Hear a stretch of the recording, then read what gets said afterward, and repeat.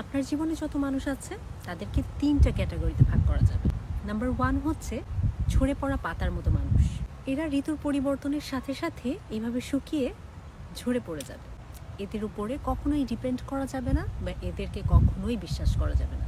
এরা হচ্ছে আপনার সুখের পাখি। আপনার জীবনে যতক্ষণ পর্যন্ত তাদের প্রয়োজন থাকবে ততক্ষণ পর্যন্ত থাকবে। ঋতুর মতো এরা পরিবর্তনশীল, আবার ঋতু শেষে এরা ঝরে পড়ে যাবে। দ্বিতীয় ধরনের মানুষ হচ্ছে এই গাছের ডালের মতো। এরা কিছুটা শক্ত থাকে, কিন্তু যখন জীবনে খুব বেশি হার্ডশিপ হয়, সময় খারাপ যায়, তখন দেখবেন এরাও ভেঙে পড়ে গেছে। জীবনে যে সময়টাতে কঠিন সময় আপনি পার করবেন, সাপোর্ট প্রয়োজন, এ ধরনের মানুষকে আর আপনি তখন খুঁজে পাবেন না।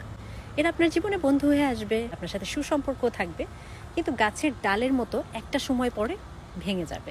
এবং নাম্বার 3 হচ্ছে এই যে গাছের গুড়ির মতো।